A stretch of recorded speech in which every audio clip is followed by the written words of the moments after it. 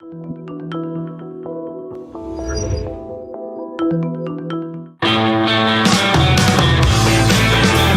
is the Gerry Callahan Show. Right, it is Monday, June 16th, 10 years to the day since Donald Trump came down the golden escalator and announced his candidacy, kicking off the most consequential political movement in my lifetime, maybe all time. And it was never on display, the difference, the contrast in Trump and Trump supporters and Trump haters on the other side. It was never better illustrated than it was this weekend. What a weekend. What a wild, wonderful weekend. I had a great weekend. There was just so much to celebrate. Obviously, Donald Trump celebrated the U.S. Army, the 250th anniversary of the U.S. Army, the greatest fighting force ever known to man. It was a spectacular celebration, and it went off, it seemed to me, without a hitch. Everybody there seemed to have a great time. Most importantly, the soldiers in those tanks you're looking at right now, the soldiers who were marching, the ones who enlisted, who were sworn in by Trump or re-enlisted, those guys looked like they were having a blast. They looked like they appreciated this more than anything. It was about them. As much as the Trump protesters and Trump haters wanted to mock this as some vanity project, that's not how it turned out. In fact, in the Washington Post today, Max Boot, who is a Trump hater and a lunatic and a warmonger and a neocon, said he went to the parade expecting to hate it, but he didn't. He liked it. He enjoyed it. And so did everybody who showed up in D.C. for this event. It was just, it was glorious. It really was. It was appropriate. I mean, we don't celebrate the armed forces enough. And this was a great day to do that. And he did it. And you also saw lots of kids, 10, 12-year-old boys just beaming, enjoying this. This is going to be great for recruitment, great for morale, a great idea. And we get to do it again in the fall for the 250th anniversary of the U.S. Navy. The Army and Navy are older than the country, which is an incredible thing to consider. And even I think best of all, it triggered the libs. It triggered the Trump haters out there who are they're spiraling badly. Oh, and we also get to celebrate the 250th anniversary of the Battle of Bunker Hill, which took place on June 17th, tomorrow, another day. It's been a few days celebrating the Battle of Bunker Hill, and it went off without a hitch as well. I was there. We had a great parade. I love this parade. It's just such an all-American celebration. Lots of guns, lots of tanks, lots of gunfire, and lots of people in uniform. They got red coats, and you also have the American Army, and you have drum and bugle corps, and there's not a lot of, even though it's Boston, not a lot of pride flags or, drag queens. I did see the mayor. I did see my friend Michelle Wu. I booed the hell out of her when she was marching. And then later on, I was walking back home down a really narrow sidewalk, like you have to go one at a time. And she was coming the other way with her her baby. And I thought about saying something, but something confrontational, but I didn't. And I didn't because it was Father's Day and I had my father's voice in my ear saying, show some class. She said hi to me. And I said hi back and kept on walking. And there was also this thought in my mind. It's not the time to get aggressive with politicians. It's just not. They're all a little skittish, as well they should be. We have more Democrat violence this weekend. Just a wild story out of Minnesota. It's they got the guy. They got Vance Bowler, Tim Walz's friend, who shot two lawmakers and their spouses, killing one. It's just an incredible story. And it took them, they got him. It took them 36 hours to grab this scumbag in a field in Green Isle, Minnesota. We're going to get to that, but I want to start with the opposition. I want to start with just the pathetic state of the resistance. Because if you were following all weekend, you saw these protests, and they were so proud of themselves. These No Kings protests, which was just an idiotic idea from the beginning. You can resist Trump, oppose Trump. You can't say Trump is a king. Kings don't get every damn part of their agenda overthrown by district court judges. Kings don't get thrown in jail, or they don't have to sit in court for months at a time on made up charges. That's not a king. Trump is not a king. I wish he were more of a king. I wish he could get his agenda through. I wish he could deport every illegal alien. I wish he could pass a budget that really cut spending. There's lots of things he'd like to do that he can't do because he's not a king. We have checks and balances, and we have an out-of-control judiciary that is stopping Trump at every turn. Here was Trump with a post after these pathetic No Kings protests. He writes, "A huge thank you to all the No Kings protesters yesterday. I was very concerned a king was trying to take my place, but thanks to your tireless efforts, I am still your president. Great job, all." Well, I will say this, the Trump celebration on his birthday of the U.S. Army went off again without a hitch. It was spectacular. The No Kings protest, not so much. They were pathetic. There was some violence, of course, in the Northwest, in Seattle and Portland. They are out of control in these places because they know there's no consequences. But for the most part, there were protests in every city. I mean, hundreds of them. We told you about it. I guess we should be glad there wasn't more violence because these are violent people. But every single protest you saw, it was the same thing. It was a bunch of old white ladies and guys, bunch of angry, bitter, joyless, elderly people. There's one clip. See if you could find this, Ironhead, where they show them coming to the protest, leaving a nursing home and all coming out. Some of them in wheelchairs with walkers, with canes and signs saying no kings. That's who is fighting Trump the hardest. You don't see a lot of young people. You don't see a lot of diversity in these crowds. But there was one woman who was the best. She was just perfect. These people, they are just broken. Trump has broken their spirits. America has broken their spirits. Maybe they're upset because they don't think they'll live to see, the King Don, pass his crown on to J.D. Vance in 3.5 years. Maybe they're not sure they'll be around for that. But can you get the woman who was a little upset at the state of the country and her president? And this is just perfect. Here you go. I'm just so scared.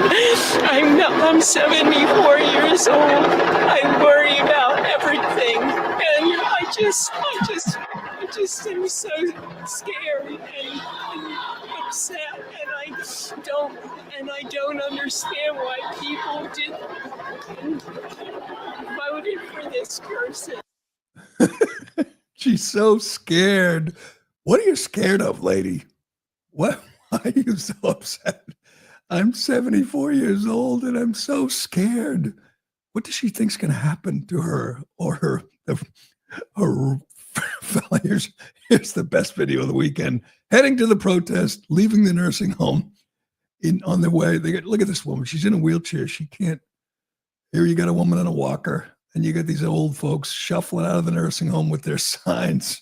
Any of them have 86, 47 on there? No, they're just, we must stop the King Trump. He's just got his lark. Here's a guy in his lark balancing a protest sign on his stomach. Another woman with a walker. Look at this guy on the right. Imagine being on their side. And these people are so scared. You know what? You know why this group, this movement skews so old? Because these people you're looking at right now with their No King sign, leaving the nursing home, they watch CNN and MSNBC all day. That's what they do. That's where they get their news. That's where they get their motivation. They watch Rachel Maddow at night. They watch Joe Scarborough in the morning. They think, Jake Tapper and Dana Bash are telling them the truth, and they think Trump's a dictator. Of course, you can never get them to explain exactly how he's a dictator, what he's doing that makes him a dictator. I mean, Barack Obama drone struck American citizens, killed them. Joe Biden spent his term putting his political opposition in prison, in jail, trying to put Trump in prison for the rest of his life. That was the goal of the Biden administration, to imprison his opposition forever till Trump died in prison. They spent their time trying to bankrupt Trump, taking him off the ballot. And Trump's the dictator? It's just so bizarre. These people are brainwashed. They are brainless lemmings, and it's kind of hilarious to watch. But, and you know what? Their leaders aren't much better. These people are just insane. Here is Eric Swalwell, a sitting congressman. Every time I look at him, it's kind of like with Ilhan Omar or Ayanna Pressley. I say, that person is in Congress. They're making our laws. This guy, he could be the best example of, just terminal Trump derangement syndrome. This guy is sick. Here he is, just flat out saying to the No Kings protesters, Trump is Hitler. Yeah, he's Hitler. Go ahead. Donald Trump is America's Hitler. Yeah. That's the best you got. This is a man best known for sleeping with a Chinese spy and passing gas on air. That's what he's known for. That's who California sends to Washington to represent them. And then you have the governor, Greasy Gavin, who is just self-immolating before our eyes. There's a guy who thought he was going to be president. I don't think that's going to happen anymore. I think people have gotten a good look at what a disaster California is, and they're going to move on. He might be in the field, he might be in the debates, but all you got to do is look at California and say, look at tax rates in California, homeless, fires, riots. You want that? You want the rest of the country to look like California? Nobody's going to want to vote for this clown. But he was triggered by Trump's, military parade. I don't think he went to it. He probably didn't watch it. You couldn't watch that parade. You couldn't see the smiles, the pride in those soldiers, in those young, enlisted men and women, and not think it was a wonderful tribute to people who deserved it. But here's Newsom claiming it was all Trump. It was all a vanity project. Sure it was. Go ahead. In response to this military event. Do it peacefully. It's a vulgar display. It's the kind of thing you see Kim Jong-un, you see it Putin, you see it with dictators around the world that are weak and just want to demonstrate strength. Weakness masquerading as strength. To fet the dear leader on his birthday, what an embarrassment. Honestly, that's about as small as it gets. How weak do you have to be to commandeer the military to fet you on your birthday in a vulgar display of weakness? Vulgar display. Can you get any clip from the parade, Ironhead? I watched it. Trump was, by the way, low key. For Trump, I think his speech was 8 minutes long. He made sure to deflect to the attention, the celebration to the men and women of the U.S. Army. Obviously, it was intentional, deliberate. That was the point of all this. But he saluted them. He applauded them. He swore them back into service. And he made it about them. And it was about them. You're going to call this vulgar? Vulgar to watch these people in their uniforms and in their tanks and their vehicles, their paratroopers jumping out of the sky. You're going to call that vulgar? What the hell makes it vulgar? It's America. It's the best of America. You call that vulgar? Get Trump speaking, because he was good. It wasn't about his birthday. It wasn't about him. It was about them. And damn right we should do this. We should do this for to mark every big occasion for our U.S. military. We should do it for the Navy and the Marines and the Air Force and Space Force. We should do it for all of them. They deserve it. Here's Trump paying tribute to the men and women who marched before him. And above all, thank you to the greatest, fiercest, and bravest fighting force ever to stride the face of this earth, the United States Army. Thank you very much. Because the Army keeps us free, you make us strong, and tonight you have made all Americans very proud. They're watching from all over the world, actually. Made them all very proud. Very proud, watching from all over the world. It was great. It worked. And that was why people like talk about small. Newsom looks so small right now as a city, as LA burns and chaos around his state. He's attacking our U.S. Army and Swalwell. These people are just the lowest of lowlifes. But speaking of lowlifes, we got to get to this Minnesota shooting. What a wild weekend. I was glued to this to see why they hadn't got him. Do you know he went to two homes, obviously of two lawmakers. We'll get to the details and the latest on that. He escaped after exchanging gunfire with the cops and running back into the second house and somehow running out the back and escaped. Well, they got him. We'll tell you about that. And yes, he's in court today. And you know who else is in court today? Right now, as we speak, Karen Reed. By the way, guess who was at the Bunker Hill Day parade? Ironhead. I'll give you three guesses who showed up. There were a lot of luminaries, celebrities, because it was such a big deal, the biggest ever. But you know who showed up? Guess. No guesses? Larry Bird. No, I saw a few Bird shirts. Karen Reed, she showed up. Oh, no. She is such a big celebrity. There are so many people rooting for her. There's so many people sickened by this frame job. They're trying to put her away. It's not going to work. Closing statements Friday. I watched those. Man, what a contrast. Talk about vivid contrast. These two statements couldn't have been different, couldn't have been more. The defense did a spectacular job. She will be acquitted, and she should be acquitted. We'll get into that as the jury deliberates, and we'll get to the latest on Tim Walz's pal, Vance Bolter, mass murderer, just another violent Democrat. Man, it just gets worse and worse and worse. We'll get into that and more. But first, Excuse me. if you've ever searched for your name or address on Google, it's shocking to find how many results have your personal information, and it's not by chance. Data brokers and people search sites, collect your personal information, your name, address, phone number, financial info, income, and hundreds of other records. They sell it and share it publicly without your consent. But Incogni is here to put an end to that. It hunts down these unethical sites and gets your info removed from the places that expose your private information. You don't have to email anyone, fill out forms, or jump through hoops. They handle the entire process for you.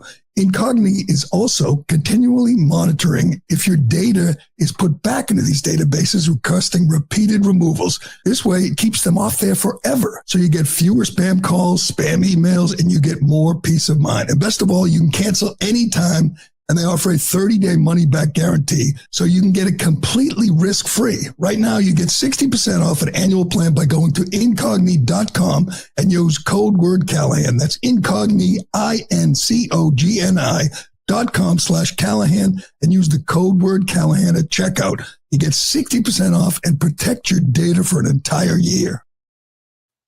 All right, here's the latest from CBS News. Vance Bolter, the man authorities believe shot two Minnesota lawmakers and their spouses in politically motivated shootings early Saturday morning, is now in custody. He faces charges of murder and attempted murder. It is second-degree murder right now, but that's only because they haven't impaneled a grand jury. It will be first-degree murder. It is Minnesota. He will not be executed.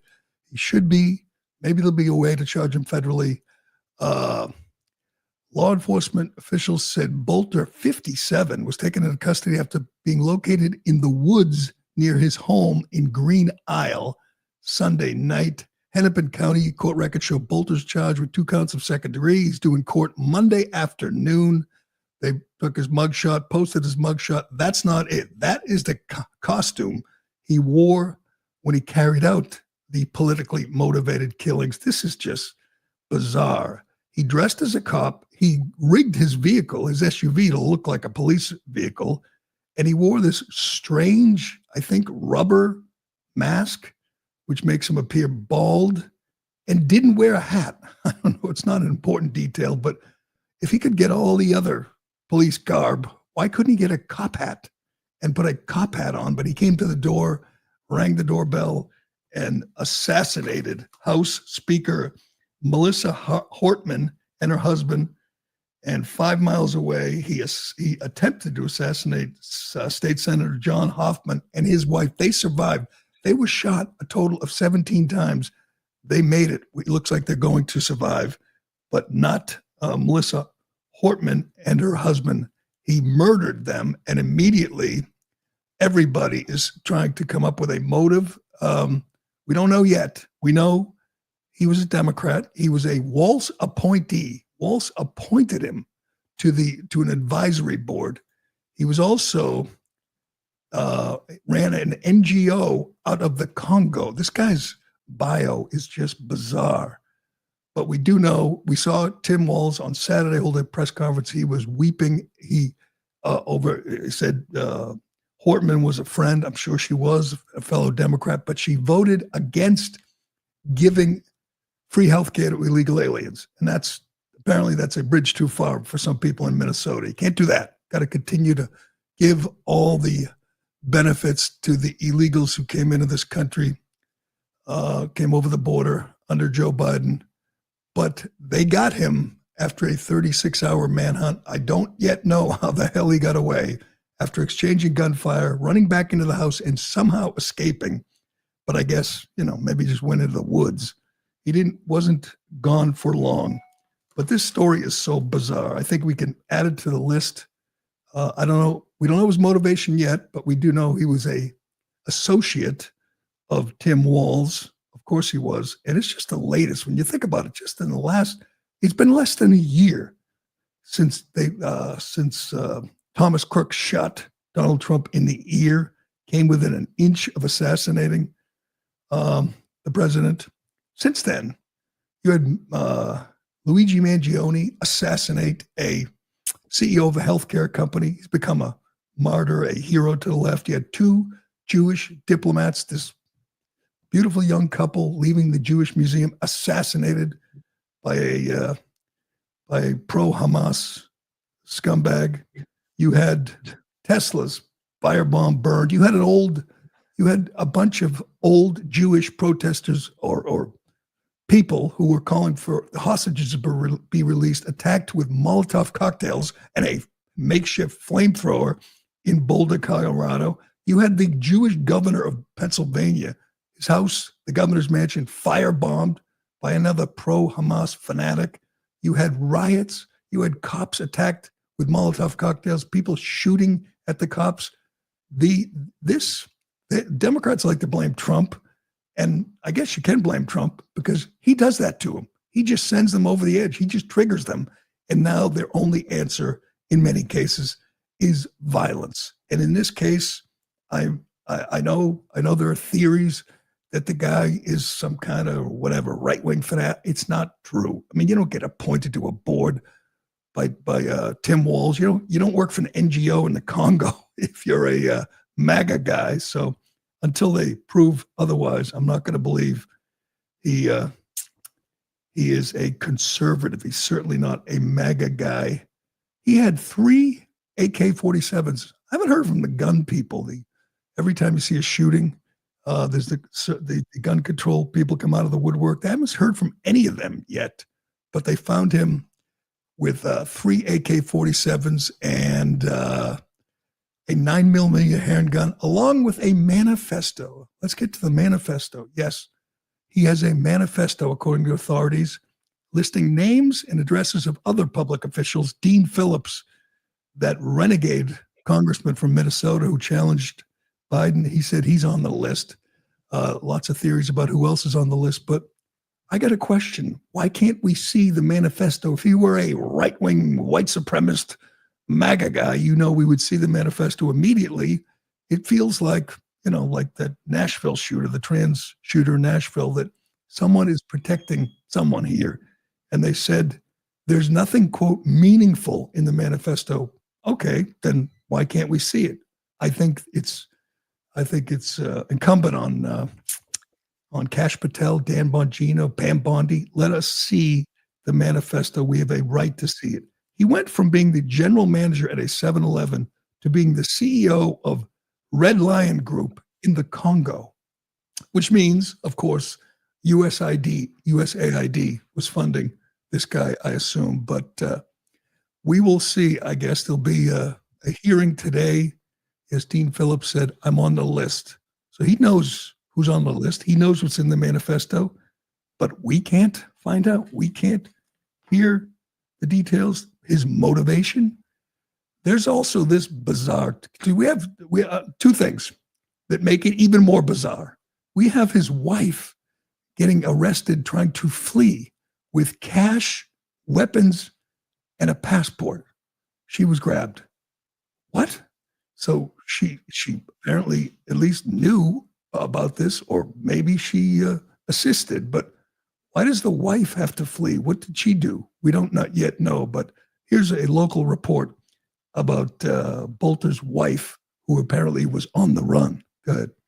Reporter Tom Hauser, and Tom has new information from multiple law enforcement sources about Belter's wife being detained today, Tom. Yeah, I've been working the phones for several hours, as you know, trying to track this down while we were all covering the manhunt here in the Twin Cities this morning.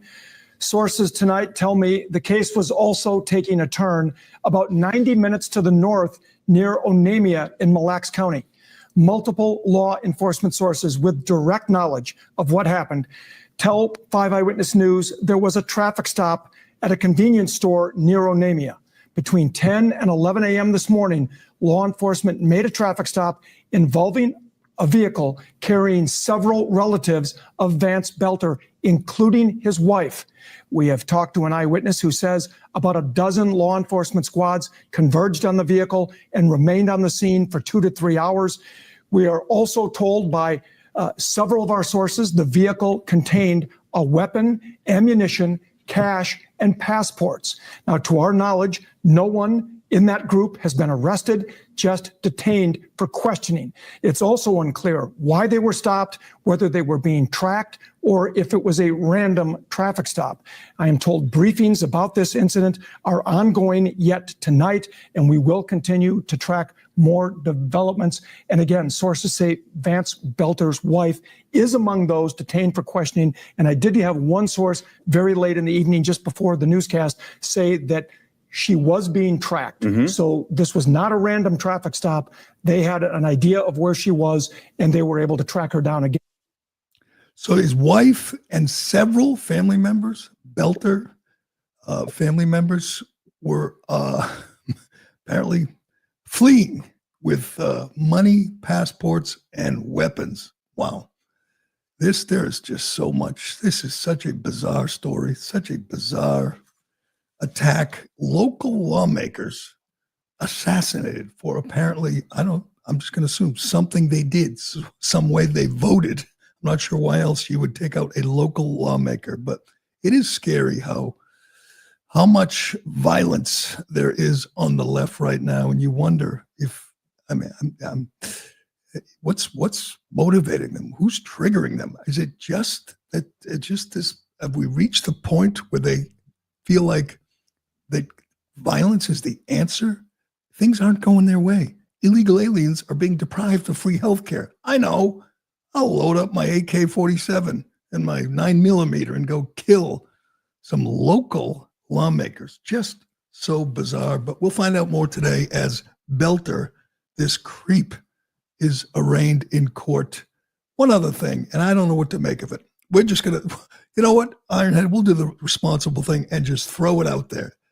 There's a guy who did an interview, and he was reading a message from Belter. He claims he's Belter's roommate. This guy went viral, and no one knows quite what to make of it. I've been looking. No one can quite confirm this. He has a wife. I was going to say the weirdest thing is that he's got a family, but he's got a roommate. He's got a family. He's got a roommate. You know, he's in the Congo, but he's in Green Isle, Minnesota. He's a Democrat. And he's killing Democrats. And maybe, and it's all in the manifesto, which we can't see. This guy kind of looks like you, Ironhead. But anyway, That's It's rude. an interview, and no one has, as far as I can tell, confirmed that any of this is true, but he got a lot of attention. We'll just watch. He cries, he laughs, he talks about his dear friend, Vance Belter. Go ahead. Can you talk about his politics a little bit? I know that you had some discussions. I just wanted to clarify. Well, everyone's calling him a Democrat. He's not a Democrat. He would be offended if people called him a Democrat.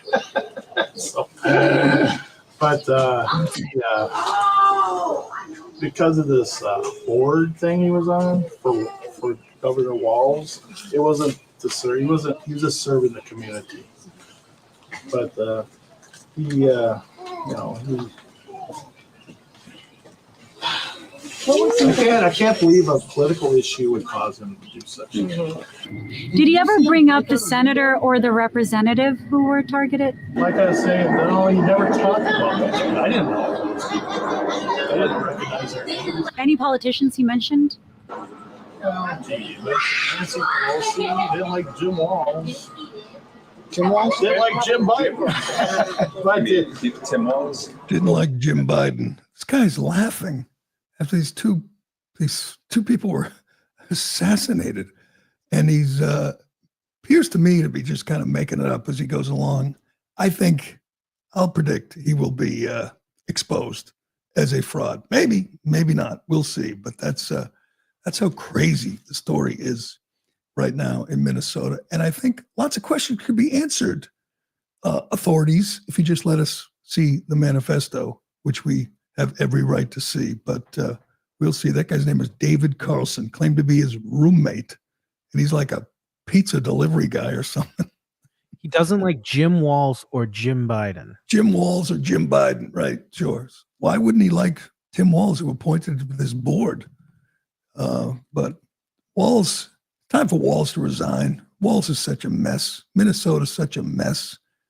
I know he thinks he's going to be president or be the nominee, but he is a disaster. He really is.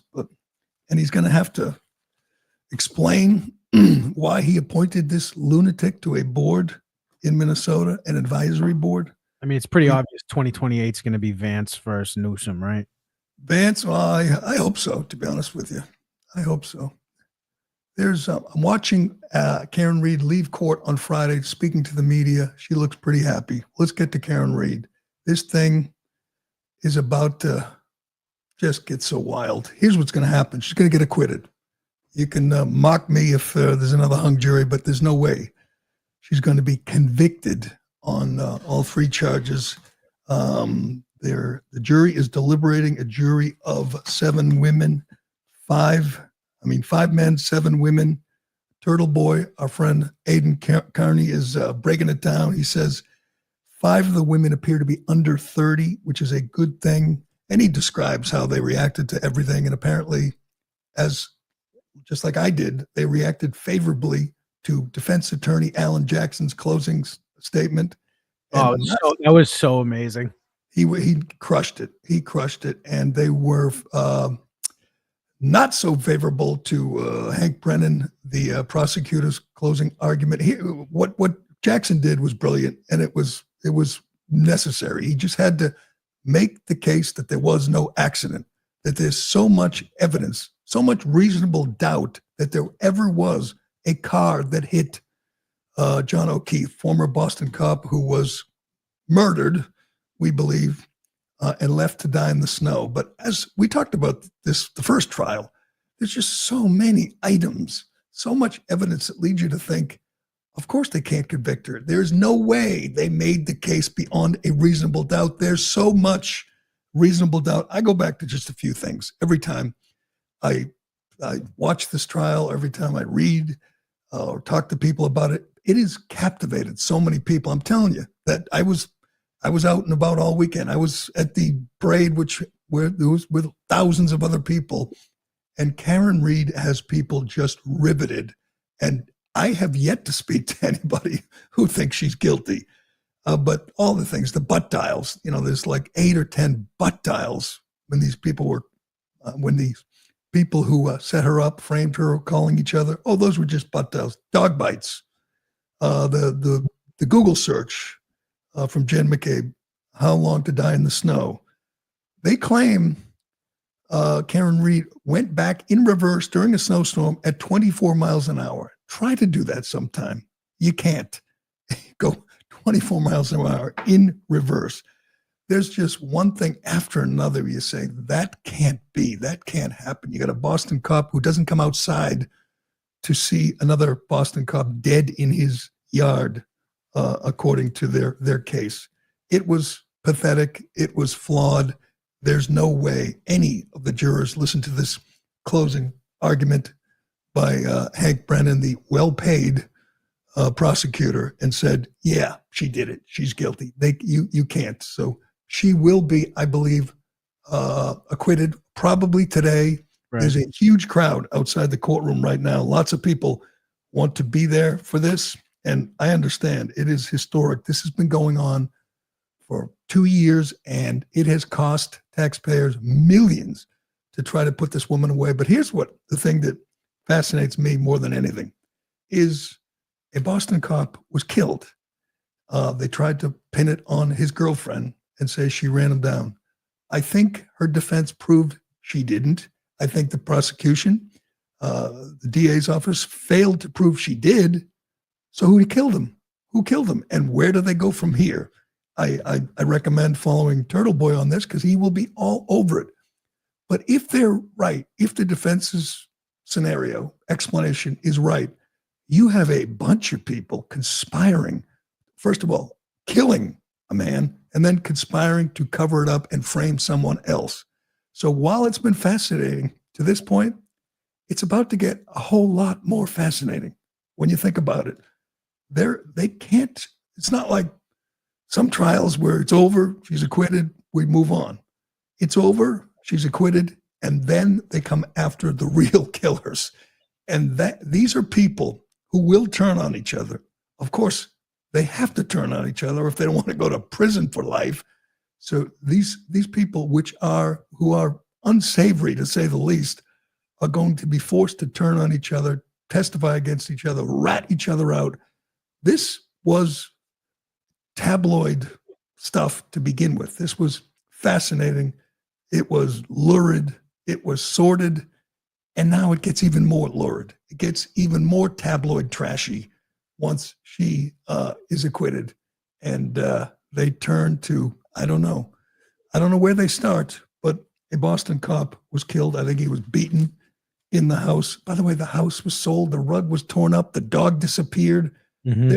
If you give a juror one thing that they plant in their mind, one thing that leads them to reasonable doubt, mm-hmm. then you win. There's 1,000 things that lead you, if you follow this case, to reasonable doubt, to conclude they did not prove their case beyond a reasonable doubt. So they didn't film it very well, but while Alan Jackson was naming all these items of reasonable doubt, they wrote them on like a virtual note card, and by the end of his speech, there was a stack of them in front of him. There's, as someone said, there is a truckload of reasonable doubt here, and I'm not sure she's the most sympathetic defendant. Yes, she was definitely driving drunk, but she didn't do it.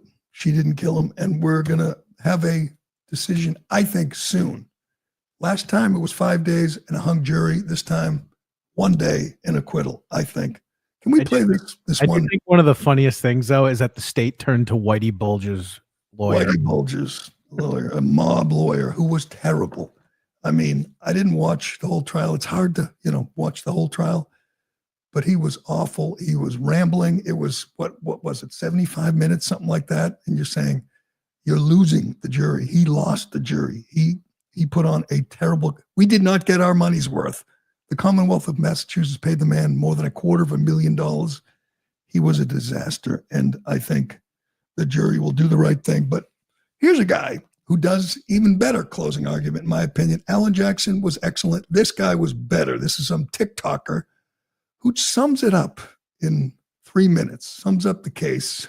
And you can't watch this, listen to this and say, yeah, I'm convinced she did it. You just can't. Watch this man summarize. If you didn't get a chance to watch the trial or the closing arguments, Here it is in 3 minutes. Go ahead. People are like, why do you think the Karen Reed trial is a cover-up? I don't know, Nancy Drew. Which one of these stories do you think is more believable? Karen Reed and John O'Keefe are at the waterfall happily gushing about how John's niece just got into a private school. And then in the 5-minute drive between the bar and the McAlbert's house, they suddenly get in some outrageous fight. And then minutes after they pull up, other people pull up and see that Karen is sitting in the car alone. Which apparently means that John was, crouched on the ground on the side of the car, hiding from the other people pulling up. And then once they took the time to walk inside, Karen Reed pulled 50 feet ahead, backed up 84 feet in reverse at 24 miles an hour, hit John perfectly with a clipping motion on the back of her taillight, sending John in a triple-double axle pirouette backwards 7 feet into the snow, putting dog-rep bites on his left arm, and mysteriously making his Apple Watch look like he just walked 86 steps and down 3 flights of stairs, while simultaneously causing lashes on the front of his face, which nobody can explain, and leaving shards of glass on the back bumper of the car that got towed and drove for 50, 60 something miles that didn't match the glass that was supposedly in his hand.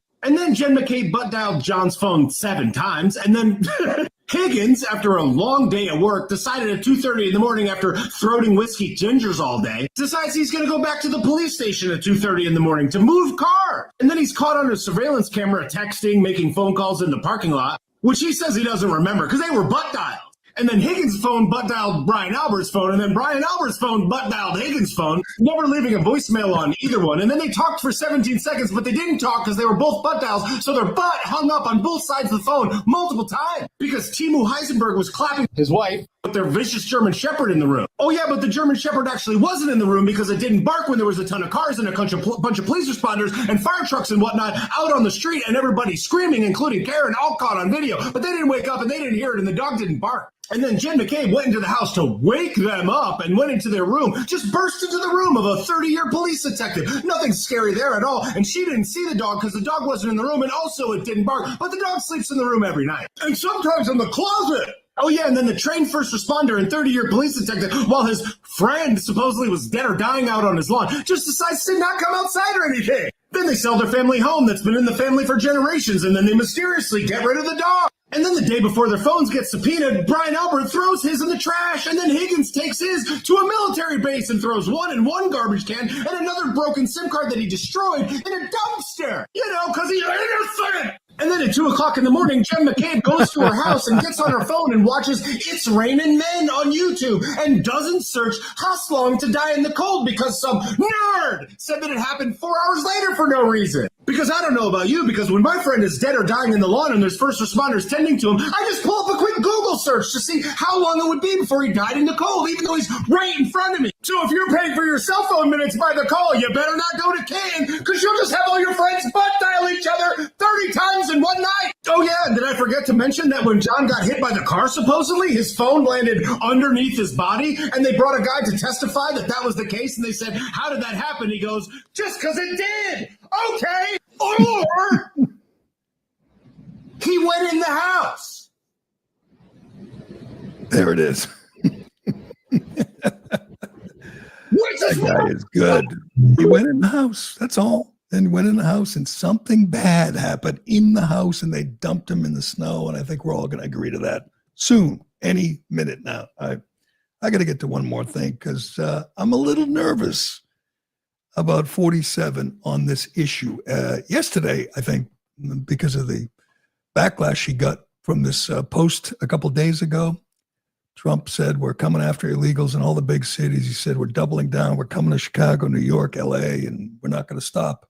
And I think this is because he didn't get the best reaction to this post about letting up on his efforts to deport illegal aliens who work on farms or in the hotel industry. This was bizarre. This was from 4 days ago. Trump posted, our great farmers and people in the hotel and leisure business have been stating that our very aggressive policy on immigration is taking very good long-time workers away from them, with those jobs being almost impossible to replace. In many cases, the criminals allowed in the country by very stupid Biden open borders policy applying for those jobs. This is not good. We must protect our farmers, but get the criminals out. No. That's not what we voted for. I mean, we saw this, lots of people saw this and said, you've got to be kidding me. So people in big ag, big farm, big farmers, and people in the hotel and leisure business are complaining because they're losing illegal alien employees, and Trump buckles? What? I mean, again, he kind of went back on this with the post. You can find later, I posted yesterday or Saturday that we're coming after the illegals. He said we were going to start with criminals. That's obvious.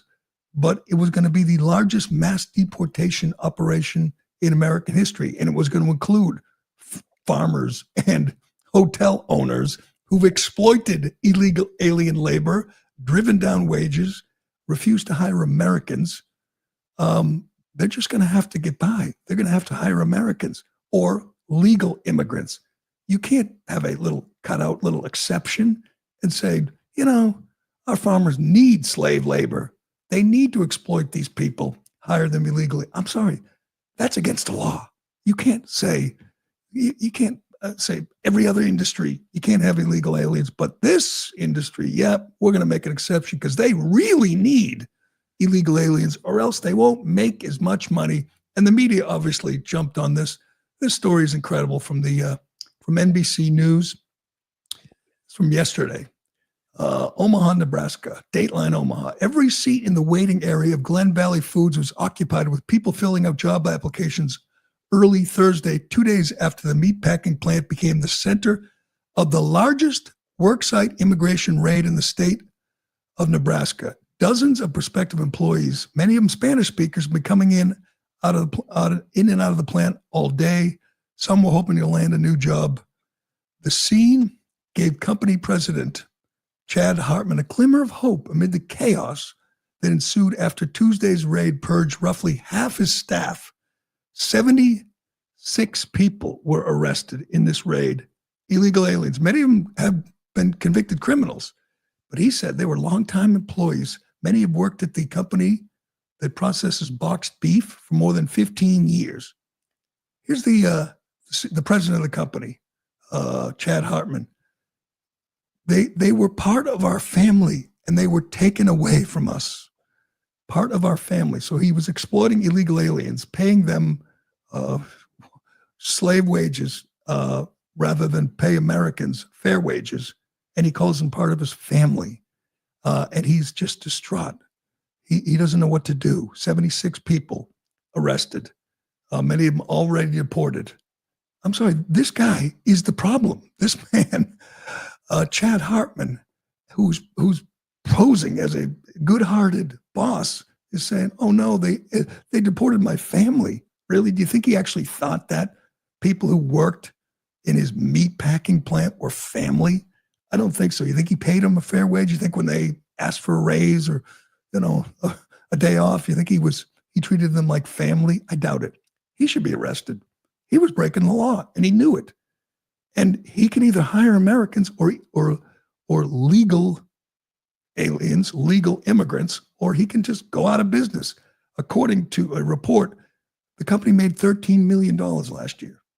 Oh no, if they had to pay a fair wage, would they only make 10 or 12, 8 or 5 or nothing? Who cares? You can't say, oh, you know, we want to get all the illegal aliens out, but it's too mean to the meatpacking plant president or the hotel owner or the guy with the farm. They're just going to have to figure it out. That's what we voted for. And Trump, this is very disappointing. If he follows through with this and starts making exceptions and saying, "Oh no, my friend who owns a bunch of hotels really needs illegal aliens," then the backlash, people are going to turn on him. And obviously Democrats are looking forward to that, hoping that, but we're talking his own voters, MAGA people. If he doesn't change his tune on this, MAGA people are going to be really pissed off, as well they should be. This is not what they voted for. They voted for mass deportations.